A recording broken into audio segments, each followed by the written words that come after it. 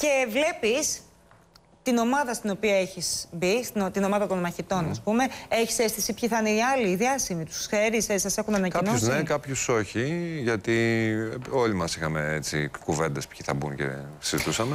Αλλά από την παραμονή σας στο ξενοδοχείο τις πρώτες κιόλας μέρες, έτσι όπως προέκυψε κιόλας από μαρτυρίες και συνεντεύξεις που κάναμε και με άλλους μαχητές, δεν θα μπω τώρα σε λεπτομέρειες ποιος είπε τι, γιατί δεν χρειάζεται και δεν είναι και το νόημα ούτε σκοπός αυτής της συζήτησης και αυτής της εκπομπής. Αλλά υπόθηκαν πράγματα όπως για παράδειγμα χαρακτηριστικά ότι ο Ντάνος είχε ηγετικές τάσεις, τις οποίες τις ανακαλύψαμε από τις πρώτες ώρες συμβίωσης στο ξενοδοχείο, μέχρι το ότι εγώ τον ψήφισα τον Ντάνο γιατί όταν παίζαμε όλοι Ούνο δεν ερχόταν να παίξει μαζί μας. Καταρχήν... Κάτι το οποίο ακούστηκε, για να σε βοηθήσω, και μέσα στην... ξέρεις, όταν την ημέρα της ψηφοφορίας αποφάσισαν οι συμπαίκτες σου να σε στείλουν απέναντι, κάποιοι είπαν ότι ο Ντάνος πιστεύω ότι θα ήταν ο πιο εύκολα προσαρμοστικός όσον αφορά στις συνθήκες, οπότε θα μπορούσε να προσαρμοστεί και στην αντίθετη ομάδα. Αλλά κάποιοι άλλοι είπαν ότι είχε πολύ ηγετικές τάσεις, ότι αυτό μας ενοχλούσε, ότι ήθελε να μπαίνει πρώτος στη βάρκα, ήθελε να κατεβαίνει πρώτος από τη βάρκα. Όποτε έβλεπε την κάμερα, έκανε πράγματα που δεν έκανε όταν κλειστή η κάμερα. Σου λέω πράγματα που έχουν μεταφερθεί και υποθεί από άλλους συμπαίκτες. Βέβαια, δεν τα λέω εγώ. Τα έχουν πει οι συμπαίκτες. Η αλήθεια είναι ότι είχαμε μόνο μία ημέρα με κάμερες μαζί. Η εμπειρία μου δεν ήταν μηδαμινή από κάμερες τέτοιες, γιατί με το ποδόσφαιρο είχαμε κάμερες και τηλεοπτικές συνεντεύξεις, αλλά άλλο να έχεις 2 κάμερες και άλλο να έχεις 40 και 70 κάποια στιγμή κάμερες γύρω-γύρω. Οι ηγετικές τάσεις που έγιναν γνωστό στους συμπαίκτες μου, αν ήμουν στη θέση τους, θα ήθελα να δω περισσότερα γεγονότα. Εγώ θυμάμαι 2 πράγματα. Το ένα ήταν με τον Αναγνωστόπουλο, όπου όλοι μας συστηνόμασταν. Ήμασταν η πρώτη μέρα στο ξενοδοχείο στον Άγιο Δομήνικο, που περιμέναμε να μπούμε στο παιχνίδι. Και με ενόχλησε τότε το ότι ενώ περιμέναμε όλοι να φάμε και μας είχαν σερβίρει, είχε κατέβει. Με τον Κώστα δεν έχουμε κανένα πρόβλημα καταρχήν. Απλά σου λέω τότε τι είχε γίνει. Κατέβηκε, έφαγε χωρίς να περιμένει τη σειρά την ανάλογη και ξανά έφυγε από το τραπέζι. Γενικά, εγώ με το φαγητό, το πώς θα φάμε και όλα αυτά, είμαι λίγο πιο ρομαντικός, πιο παραδοσιακός, θα έλεγα.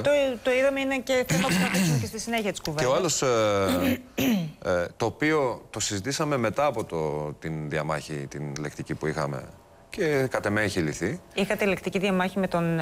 Στο σκάφος, όταν μπήκαμε. Κοιτά, όταν μπαίνεις σε ένα σκάφος. Δεν το έχει δείξει αυτό, να υποθέσω, η κάμερα. Να σου πω λίγο για ποιο λόγο έγινε. Μπήκαμε στο σκάφος. Όχι, δεν είχε κάμερα. Μπήκαμε στο σκάφος. Στο σκάφος, επειδή εγώ κάνω wakeboard, ας πούμε, τραβάω wakeboard, σκι. Κυρίως όμως στο wakeboard, όταν έχεις κόσμο που θέλει να βγάλει φωτογραφίες ή να έχεις βάρος. Πρέπει να τους πας πίσω. Μεγαλώνει το απόνερο, το κύμα. Πρέπει να τους έχεις ζυγισμένους. Να βγάζει το ίδιο απόνερο και από τις 2 πλευρές πίσω. Από συνήθεια, γιατί εγώ έχω μεγαλώσει μέσα σε αυτή τη δουλειά, είχαν μπει μέσα στο σκάφος όλοι μονόπαντα.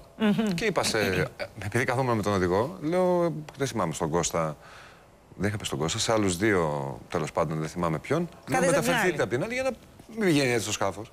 Και εκεί μου την είπε λίγο απότομα. Που θεωρώ ότι δεν είχα δώσει ούτε δικαίωμα να μου πει κάτι τόσο απότομα. Ούτε θα το δεχόμουν, γιατί λέω, για ποιο λόγο, ρε φίλε. Δηλαδή, μου λέει, να μιλήσει ο καπετάνιος, μην μιλάς εσύ, αλλά με πολύ άσχημο τρόπο. Και εντάξει, θεώρησα ότι κάτι πάει να γίνει εδώ. Και επειδή δεν μ' αρέσει να αφήνω τα πάντα στον αέρα, σίγουρα κάποια πράγματα δεν τα αντιμετωπίζω πάντα το ίδιο. Είχαμε μια λεκτική διαμάχη. Αν αυτό έκρινε η ομάδα των μαχητών ότι ήταν ηγετικές τάσεις, εντάξει, εγώ υπερασπίστηκα σε μια επίθεση λεκτική τον εαυτό μου και θεώρησα παραδοσιακά να φάμε όλοι μαζί και με ενόχλησε. Δηλαδή, είναι για μένα πιο ωραίο να το λες και να το εκδηλώνεις παρά να το κρύβεις και να δουλεύεις λίγο έτσι μέσα σου. Μετά επίσης είπαν ότι στο ξενοδοχείο σου είναι λίγο πιο απόμακρος και λίγο πιο μοναχικός. Καταρχήν δεν είχε να κάνει με τα παιδιά. Ναι, δεν ήμουν πολύ κοντά στα παιδιά. Ήταν λίγο κάπου στυλ πενταήμερες όλο αυτό. Όχι τα παιδιά ήταν πιτσιρίκια, μιλάμε για μεγάλα παιδιά σε ανάλογη ηλικία που είχαν τις οικογένειές τους κτλ. Εγώ δεν μπορούσα να το ζήσω γιατί ήμουν ήδη στα επαγγελματικά μου με το μυαλό. Και γενικά δεν ήξερα ακόμα τι γίνεται, που πάω. Όχι για το Survivor, αν κάνω σωστά που πάω. Δεν έχω αφήσει ποτέ την οικογένειά μου πάνω από μια εβδομάδα ή 10 μέρες και δεν την έχω αφήσει ποτέ χωρίς να πάρω ένα τηλέφωνο τη μέρα. Καταλαβαίνετε λοιπόν τι ήταν για μένα αυτό. Έτσι. Ήθελες το χρόνο σου δηλαδή.